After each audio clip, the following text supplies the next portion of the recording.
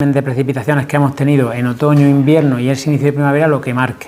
Pero bueno, basta mirar el mes de noviembre, que hemos tenido prácticamente a cero en precipitaciones en provincias como Jaén, Córdoba o Granada. Eso, pues evidentemente nos invita a pensar de que la situación climática revierta, sino que esperemos equivocarnos y parece que está lejos ese cambio de tendencia en lo que a precipitaciones se refiere. Con respecto a aceituna de mesa, pues igual que el resto de sectores, han sido la sequía y la alta temperatura lo que ha mermado la cosecha. Hemos superado por poco las 500.000 toneladas, con una importancia, pues evidentemente en las provincias de Sevilla, Córdoba y Málaga, con unos precios razonables en el entorno del euro, como hemos tenido el precio medio, subiendo en las variedades, pues gordal, hojiblanca o manzanilla, entre el 1,70 el gordal, el 1,28 el hojiblanca, el 1,45 la manzanilla en algunos momentos concretos. Con respecto a la campaña de hortalizas, tuvimos una campaña de invierno muy buena, una campaña que terminó en mayo de una forma muy significativa en lo positivo, con una cuestión importante, ¿no?, y llamativa, ¿no?, que en el caso del cultivo del tomate dejó de ser el más extenso en Andalucía, superado por el pimiento. Frente a esa campaña de invierno, la campaña de verano no podemos decir lo mismo. Fue una campaña muy mala por la alta temperatura y la sequía, hasta el punto de tener que retirar o tener que hacer uso de la extensión de norma por parte de la interprofesional y quitar categorías de, en concreto, berenjena, pues para amortiguar la caída en los precios. Frutos secos, sector de frutos secos, pues un año desastroso. Es un ejemplo, o quizá el ejemplo, de los más paradigmáticos que ha pasado en este año agrícola, ¿no? Un año en el sector de los frutos secos que, además de no tener cosecha, no se ha tenido precio. Y eso, como digo, es ejemplo paradigmático de las consecuencias de la crisis climática y de la especulación en el sector agrario. El caso concreto del sector de los frutos secos y más concretamente de la almendra. Como digo, no hay cosecha y no hay precio, es porque algo no funciona. ¿De acuerdo? Y no funciona porque no hay un seguimiento o un cuidado a un sector que es fundamental en gran parte de Andalucía, en la zona norte de las provincias de Málaga de Granada o Almería. Esa circunstancia hace que campen a su ancha la especulación, que venga almendra de Estados Unidos, de California y pase como almendra ibérica, y que además se aproveche esa circunstancia de nuevos canales de comercialización que con tanto trabajo se han abierto, y me refiero concretamente al mercado chino, ¿no? Al final, ese trabajo de abrir nuevos canales comerciales tiene que repercutir en los productores nacionales. Es un trabajo que se hace por parte de las administraciones nacionales y tiene que dar cobertura a los productores de nuestro país. Además, se da la circunstancia en este sector de que existe incertidumbre por el actual mantenimiento del apoyo a la producción ecológica por parte de la Junta de Andalucía. Lo hemos denunciado en la mesa de interlocución, se lo hemos trasladado a la propia consejera, y con los datos que tenemos hoy encima de la mesa no vemos respuesta y no tenemos la certeza de que el nivel de apoyo a los productores de almendra ecológica que están y que se van a incorporar se mantenga en términos similares al pasado marco. Y para eso, insisto, no descartamos, llegado el caso, tener que movilizarnos como hicimos con el anterior gobierno y en el anterior periodo marco de ayuda, porque recuerdo que la última manifestación de agricultores en la puerta de la Consejería de Agricultura fue la convocada por esta organización en defensa de los productores de frutos secos ecológicos en la calle Tabladilla hace ya varios años. Pero la última vez que hubo una protesta de agricultores en la Consejería fue motivada por el incumplimiento en el apoyo a la producción ecológica de frutos secos, y estamos en un escenario muy parecido al que motivó esas protestas. Con respecto al sector de los frutos rojos, bueno, pues tampoco ha estado exenta del efecto de la sequía el sector, a pesar de que las últimas lluvias están mejorando el déficit hídrico, pero hablar de sequía en Huelva pues era poco frecuente, pero estamos viendo que se da la circunstancia de esa sequía que no está exenta esa parte del territorio. Ha habido bajos precios en origen, a pesar de la fortaleza del sector, y esperamos que el arranque de esta campaña pues tenga otro nivel de precios que permita, bueno, pues hacer frente a las importantes inversiones que tiene el sector. Hemos hablado de la crisis climática en todos los sectores y especialmente en el sector de los frutos rojos. En el mes de octubre hubo un episodio también derivado de la crisis climática de viento que levantó pues, prácticamente todas las explotaciones que estaban entrando en producción de arándanos en la zona de Huelva, y son daños, como digo, consecuencia de la crisis climática y que hay que seguir insistiendo y abordando. El espárrago verde, pues lo mismo, ¿no? Un 30% menos de producción, a pesar de que en este caso sí había un precio razonable, en torno a los 2,40 € el kilo, que no sea un precio excesivamente alto, pero sí ha podido cubrir los costes de producción.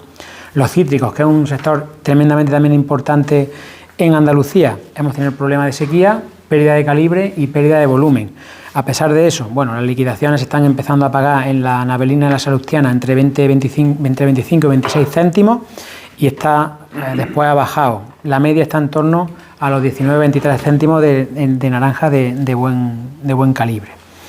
Subtropicales, pues los cultivos subtropicales han visto también la consecuencia de la crisis climática en primera persona. Han ahondado su crisis el mango o el aguacate, de forma que el mango se ha reducido en un 85% con respecto a una campaña normal y el aguacate en torno a un 60%. Son dos de las producciones que mayores caídas han tenido en producción como consecuencia de la crisis climática. La campaña de la vid y del vino, pues también marcada por la sequía y las altas temperaturas, con un cuarto año consecutivo en que los rendimientos están por debajo de la media histórica y la producción fue muy parecida a la del año 2022. En la uva pasa también un 50% menos de cosecha y es un sector que solamente se soporta por el apoyo que está teniendo por parte de las administraciones, pero que necesitamos que sea aún mayor. Cereales de invierno, pues la campaña pasada se vio mermada también por la crisis climática y hemos tenido unos rendimientos muy inferiores, un 25% inferiores con respecto a la campaña anterior, que además ya venía mermada en un 30%, con lo cual más de un 50% de pérdida de una cosecha normal. Y si hablamos de pérdidas, pues evidentemente cultivos como el algodón, que ni siquiera se ha podido recolectar en muchísimas zonas y se han tenido que pedir exenciones para el pago de la ayuda que tiene vinculado el cultivo del algodón, o la práctica desaparición de Andalucía de un cultivo importante como el arroz, como consecuencia de la imposibilidad de hacer frente a una campaña de regadío normal para este cultivo. Y ya por último, si hablamos de ganadería, pues evidentemente un sector también muy afectado por la crisis climática, con la dificultad del acceso al agua por parte de los animales para que los ganaderos puedan dotar de ese recurso al ganado, la merma en la cantidad y calidad de los pastos y sumado al incremento del coste de los piensos. Viendo sector por sector, bueno, pues el ovino caprino el incremento ha sido mayor por el tema de los piensos en el coste de la producción. Es verdad que el precio de la leche ha subido, pero no llega a compensar esa subida de costes. El sector avícola sigue la presión de las integradoras por parte o frente a los productores en un contexto de subida de costes de producción que no compensa el precio que le pagan a los mismos. El vacuno de leche ha seguido, tuvimos, como bien recordáis, una campaña importante de crisis de precios con movilizaciones por toda Andalucía. Conseguimos un precio justo para el litro de leche y además pues, que se haya visto mermada la capacidad que tenía Lactalis, porque determinados productores han derivado sus producciones a otras estructuras industriales, como es el caso de Cobas, que han dado cobertura a esos ganaderos que estaban más que asfixiados por parte de Lactalis. Y ya por último, el último sector que queremos hacer referencia es el sector apícola, un sector que también es ejemplo de los efectos perniciosos de la crisis climática y para el cual se han aumentado también los costes de producción y se ha descendido la producción de miel en un contexto además de entrada de terceros países. Es verdad que en este escenario se ha conseguido por parte del Parlamento Europeo muchas de las medidas que veníamos reivindicando en cuanto al origen y al porcentaje de la miel que no sea de producción nacional y va a ser reflejada en la etiqueta en un futuro próximo. Eso es una buena noticia, una reivindicación histórica, y también había un paquete de ayudas importante dirigido al sector apícola por parte del Gobierno central. Y ya por último, centrarnos en, como digo, en poner el foco, en subrayar en el próximo trabajo que vamos a abordar en el año 2024. Básicamente, como digo, el impulso a la ley de la agricultura y ganadería familiar, las medidas de la PAC que flexibilicen fundamentalmente los ecoregímenes. Los ecoregímenes es la parte que afecta a la gestión de nuestras explotaciones, ya bien sea por la rotación de cultivos, el porcentaje que tenemos que dejar sin cultivar, el establecimiento de cubiertas vegetales vivas o inertes, en materia de ganadería, y eso tiene que estar adaptado a las circunstancias climáticas. Las flexibilizaciones que se han aprobado para el año 2023 tienen que prorrogarse como mínimo hasta el año 2024 hasta que no revierta la situación climática. Está claro que tiene que ser así. Como digo, ley de cadena alimentaria, flexibilidad de la PAC y ley de agricultura familiar. Son los tres caballos de batalla en los cuales la organización va a centrar su trabajo político y sindical, evidentemente dando continuidad al trabajo técnico en materia de asesoramiento y de prestación de servicios a los afiliados y afiliadas del conjunto de la organización. Y por último, una cuestión también importante.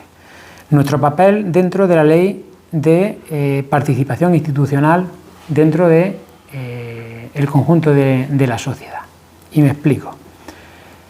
Las reivindicaciones, las negociaciones y las mejoras que desde la organización se trabajan y que favorecen al conjunto del sector tienen que tener una compensación por parte de las administraciones. Y me explico. Si nosotros conseguimos una ayuda asociada al olivar con mayores dificultades, esa ayuda asociada al olivar la cobran todos los olivareros, sean afiliados o no de la UPA. Si conseguimos una rebaja fiscal en el IRPF, esa rebaja fiscal se aplica a todos los agricultores y ganaderos, independientemente de si sean afiliados o no a la organización. Si conseguimos ayudas directas por el incremento del precio de los fertilizantes o las caídas en las producciones, esas ayudas directas van para el conjunto del sector. Y el coste del trabajo no puede recaer solo sobre los afiliados de la organización, sino que tiene que haber un presupuesto que dé cobertura al trabajo que hacemos para el conjunto del sector. Y eso tiene que venir dado por financiación por parte de una ley que reconozca la participación institucional de organizaciones como la nuestra en el conjunto de la sociedad y en el conjunto del sector agrario. Bueno, por mi parte, en esta intervención, pues poco más, que ahora estamos abiertos, pues tanto yo como mis compañeros, a cuestiones que queráis plantear y que podamos abordar.